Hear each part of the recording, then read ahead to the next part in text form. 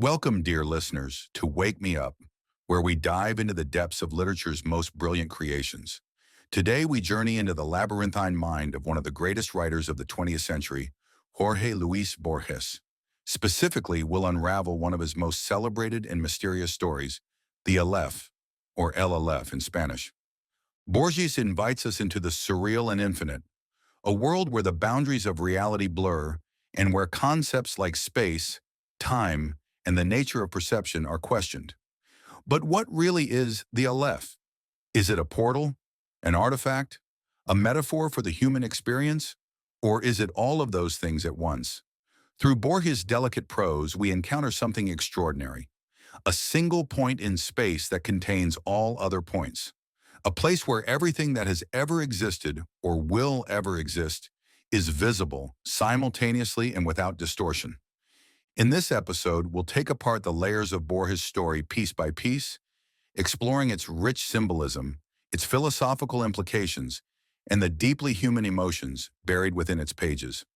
Along the way, we'll meet key characters like the grieving, obsessive narrator, Carlos Argentino Daneri, the peculiar poet who reveals the Aleph, and of course, Borges himself, who often blurs the line between author and character in his own stories. But the Aleph is more than just a fantastical tale. It's a meditation on memory, on longing, on the curse of knowing too much, and on Borges' own complicated relationship with infinity. It challenges us to think about art, perception, and the limits of human understanding. And perhaps most intriguingly, it leaves us with a question. Can such an all-encompassing vision truly bring fulfillment? Or does it blind us to the beauty of the ordinary?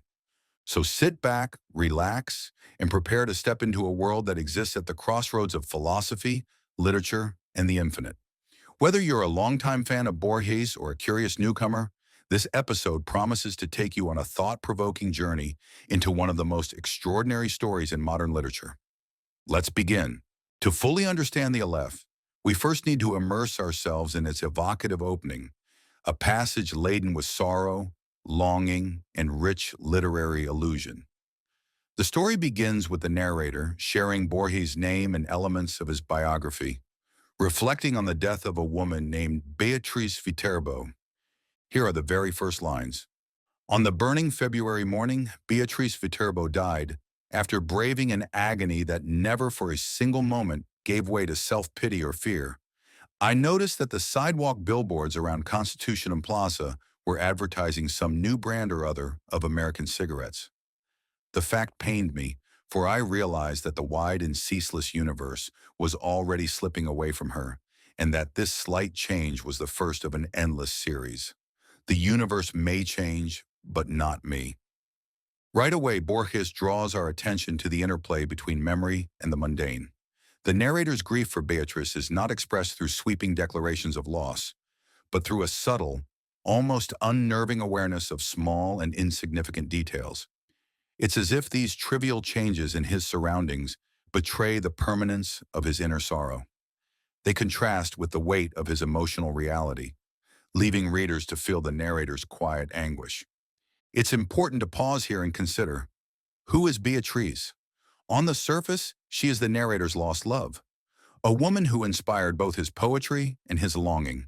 But her role in the story is far more complex, and Borges may have been drawing inspiration from one of literature's most iconic symbols of transcendence and idealized love, Dante Alighieri's Beatrice from the Divine Comedy.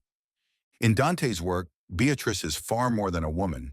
She is a guide, an embodiment of divine grace, and a bridge between the mortal world and the infinite realms of paradise. Similarly, Beatriz Viterbo in Borges' story seems to function as a link between the personal and the metaphysical.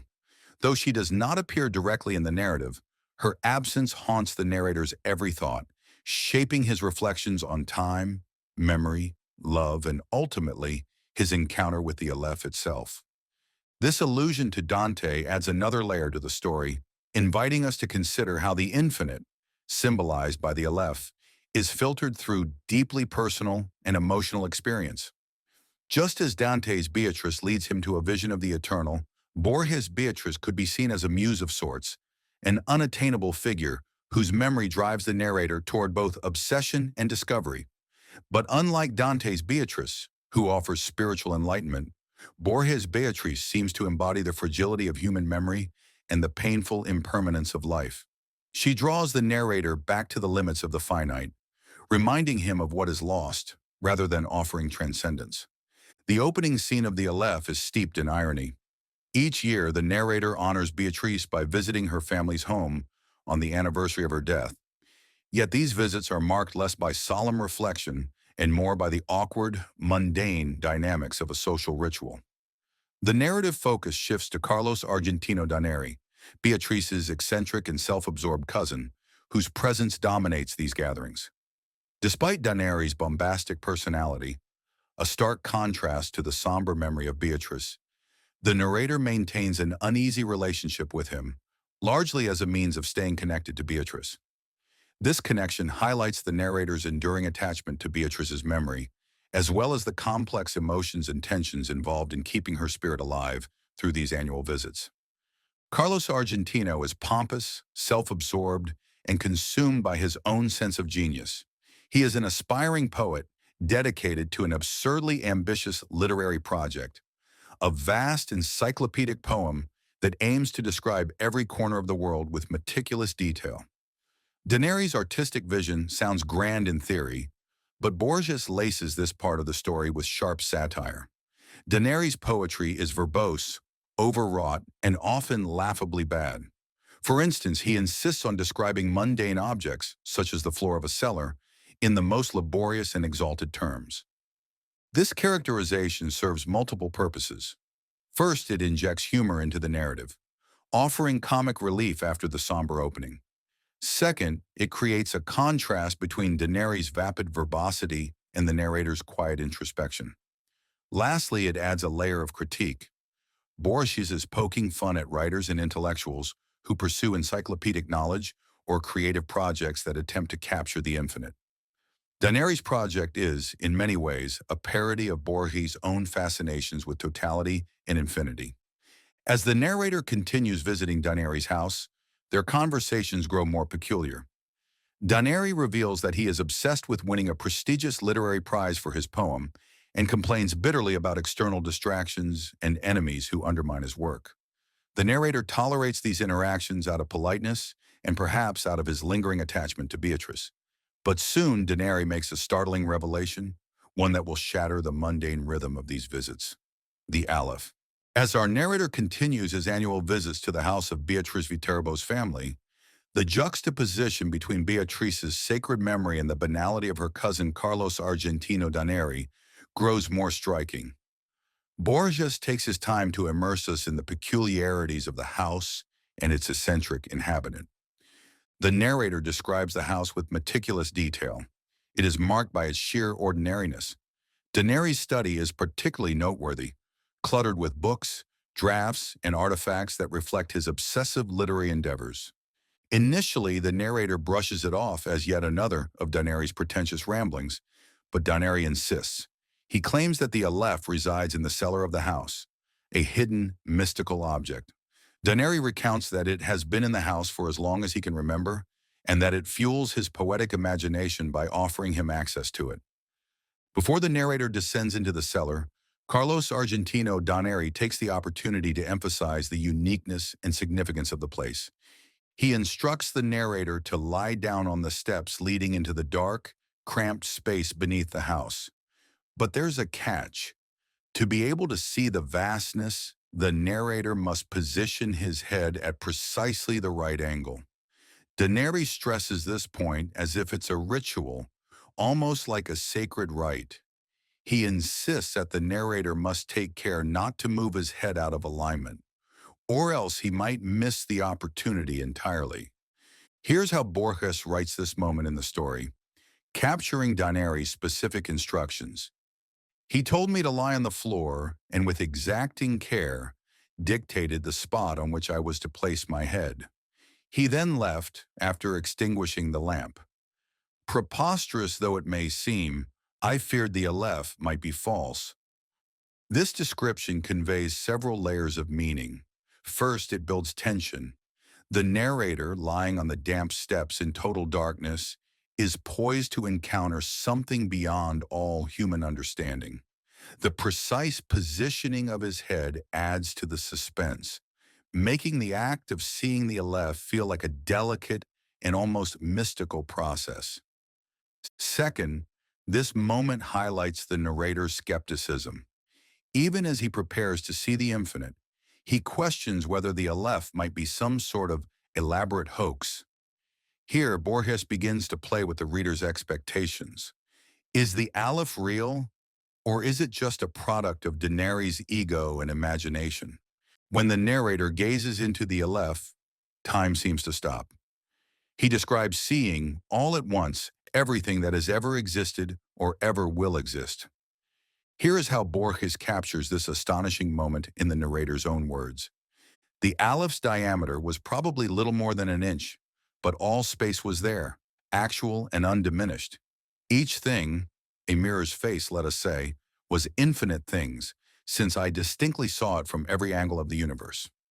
The narrator describes an endless stream of images, listed in rapid succession, as if words could barely keep pace with the immensity of his vision.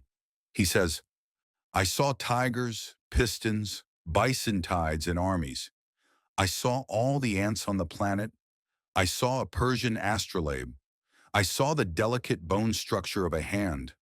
I saw the survivors of a battle sending out postcards. I saw obelisks, carpets of snow, and every grain of sand in the desert. Borges goes on to list countless other images in a breathtaking stream of consciousness. The narrator experiences the vastness of the cosmos and the smallest, most intricate details of existence simultaneously. He witnesses not only physical locations but also events, memories, and emotions, from the celestial to the grotesque, from the sublime to the mundane. This vision is overwhelming. It defies the limits of human language and perception. Borges likens it to existing in every place and every time at once, a simultaneous grasp of the entirety of reality. This description is one of the most famous passages in modern literature, and for good reason. It captures the paradox of infinity. It is both awe-inspiring and terrifying. The narrator is filled with wonder, but also a deep sense of vertigo, as if he is standing on the edge of an abyss. After experiencing the infinite, the narrator returns to the mundane world of Daenerys' self-important monologues. But something has changed within him. The Aleph has left a profound impact. It has overwhelmed him, shaken his understanding of reality, and perhaps even his sense of self. However, the narrator doesn't dwell on the experience or confide in Carlos Argentino Daneri about the enormity of what he has just seen. Instead, he keeps his vision to himself, perhaps realizing that Daneri would neither appreciate nor comprehend it in the same way. Soon after, the narrator chooses to distance himself entirely from Daneri. He stops visiting the house and cuts ties with the memory of Beatriz Viterbo, whose presence had been the reason for his yearly visits in the first place. In this way, the story comes full circle. The house, Beatriz, and Daneri all fade into the background of the narrator's life. In a strikingly symbolic move, the house faces demolition. The narrator reports this matter-of-factly, as if the destruction of such an extraordinary and mystical place is simply another casualty of time and change. The demolition of the house signals the loss of the Aleph, at least physically. If the Aleph truly existed in the cellar, it is now gone, buried beneath rubble, along with all the secrets and visions it contained. The final lines of the Aleph are reflective and tinged with skepticism. The narrator admits that, over time, his memory of the Aleph has begun to fade. This fading memory mirrors the story's opening, where the narrator struggles to hold on to his memories of Beatrice. Just as he cannot retain Beatrice's image, he cannot fully grasp or articulate the infinite vision he saw in the Aleph. The narrator also confesses to doubting his own experience. Does the Aleph exist within an Aleph? Did I see it when I saw all things and then forget it? Was the Aleph real, or was it a hallucination?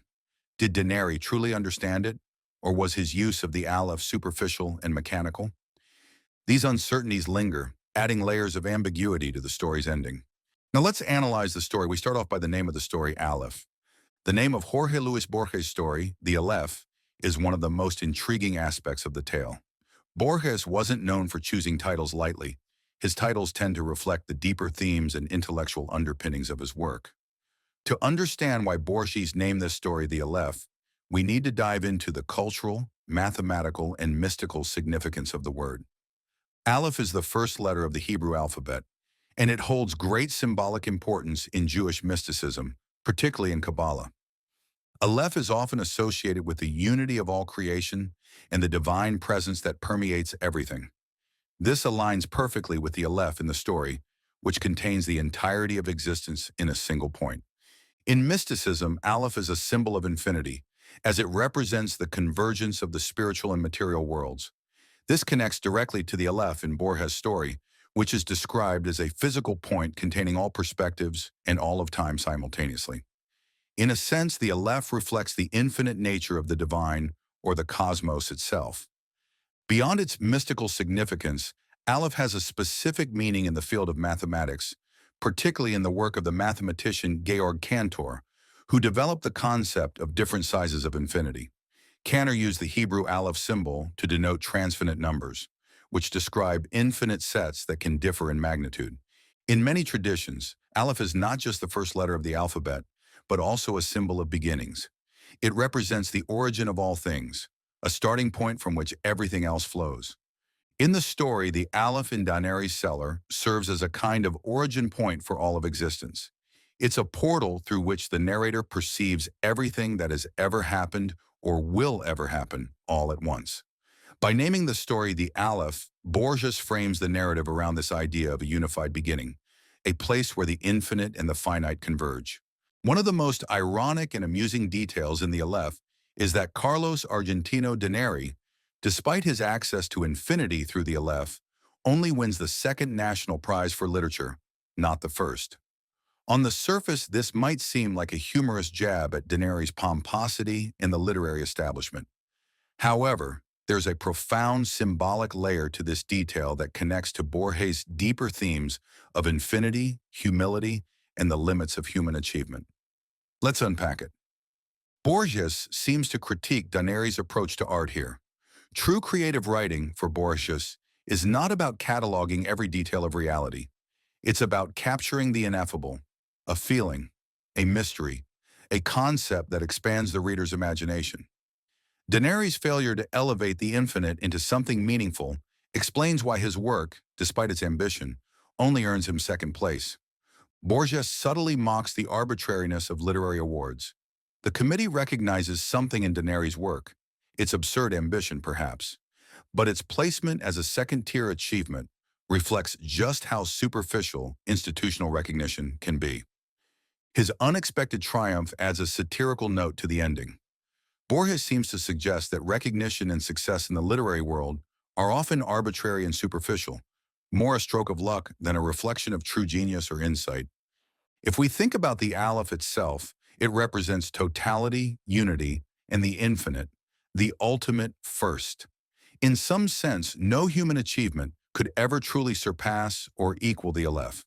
It is everything, all experiences, perspectives, and times condensed into a single point. How could any poem, even one inspired by the Aleph, ever claim the top prize when the Aleph itself is the ultimate starting point? In this interpretation, the first prize is symbolic. It belongs to the Aleph or to infinity itself.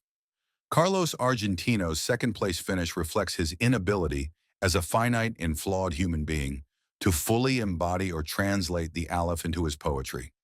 No matter how ambitious his poem may be, it is inherently limited compared to the infinite.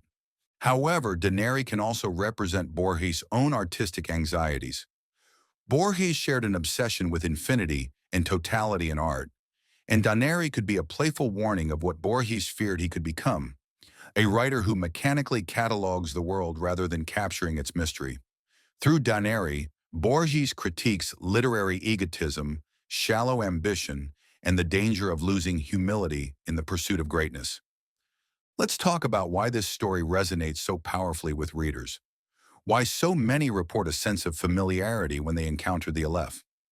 First, the very name, the Aleph, immediately sparks curiosity. It hints at unity and infinity, suggesting profound themes without revealing everything up front. There's something magnetic about it. The title alone invites us to wonder and explore, leaving plenty of room for personal interpretation. On a deeper level, the concept of the Aleph strikes a universal chord because it represents both something vast and something very intimate. It's about our longing for wholeness, our deep-seated desire to connect to the infinite, and it reminds us of the mysteries that lurk just beneath the mundane details of everyday life. What's remarkable is that the Aleph means different things to different readers. Some see it as a mathematical concept, an abstract infinity. Others sense its mystical roots or interpret it as a metaphor for art, memory, or the act of creation itself. Yet regardless of interpretation, the Aleph always evokes a sense of wonder and awe. That's what makes Borges' story so timeless and so personally affecting. It feels at once like an eternal truth and a private revelation. Now let's turn to one of the most tantalizing mysteries of Borges' story. Was the Aleph real or simply a hallucination? From the very start, Borges invites us to question the narrator's reliability. The vision of the Aleph occurs at a moment of intense vulnerability and grief, following the death of Beatrice. The narrator is consumed by longing, making his annual visits to her home as much about sustaining her memory as about anything in the external world. In this fragile state of mind, it's entirely possible that what he witnesses in the cellar, a single point containing the entire universe, is less a metaphysical miracle and more a projection of his own desperate need for connection. There are hints that support this interpretation. The setting for the vision is almost clinically designed for hallucination. The narrator lies alone in a dark, cramped cellar, cut off from all sensory input except the overwhelming darkness and the strangeness of Daenerys' instructions. We know from psychological studies that sensory deprivation can trigger powerful, vivid hallucinations. Even the narrator himself worries the Aleph might be false, and later after the experience, he doubts its reality, wondering if he invented it to cope with loss or to make sense of Daenerys' inexplicably detailed poetry. And yet the story doesn't allow us to dismiss the Aleph as merely a trick of the mind. There are clues that suggest the Aleph's reality might extend beyond the narrator's subjective experience. After all, Daenerys claims to have discovered the Aleph long before the narrator's visit, and the very existence of Daenerys' encyclopedic, bombastic poem, filled with impossibly detailed descriptions, raises the question of whether the Aleph is more than just a hallucination. The description of the Aleph's location, precisely in the cellar, at a particular spot, grounds it in the tangible world, even as its vision defies the limits of human perception. Borges, of course, thrives in these spaces of ambiguity. He doesn't want to resolve the question for us because the tension is the point. The Aleph, like so many of Borges' inventions, is both a literal mystery and a metaphorical one, a symbol of the infinite, the unknowable, and the mind's yearning to embrace what it cannot truly hold. Whether real or hallucinatory, the vision of the Aleph transforms the narrator, and by extension, us. It blurs the border between reality and imagination, reminding us how powerfully our inner lives can shape what we perceive as true. So, was the Aleph a hallucination? Borges leaves us suspended between certainty and doubt, and perhaps that's what gives the story its enduring power. The way it makes us question not just what's real in the narrative, but what's real in our own experience. How love, loss, memory, or longing can create visions that feel as real as anything we touch or see. In the end, the Aleph is unforgettable, not because we know what it is, but because it asks us to wonder if the most extraordinary things might exist, even if only in the space between our minds and the world. And that brings us to the end of our deep dive into Borges' The Aleph, a story that lingers in the mind, blurring the lines between reality, memory, and the infinite. Thank you so much for joining me on this journey through literature, philosophy, and imagination. If you enjoyed this episode, please follow or subscribe to the podcast so you never miss an exploration of the world's greatest stories. Don't forget to share your thoughts or favorite Borges moments with us on social media. Until next time, keep wondering, keep reading, and keep searching for your own glimpse of the infinite.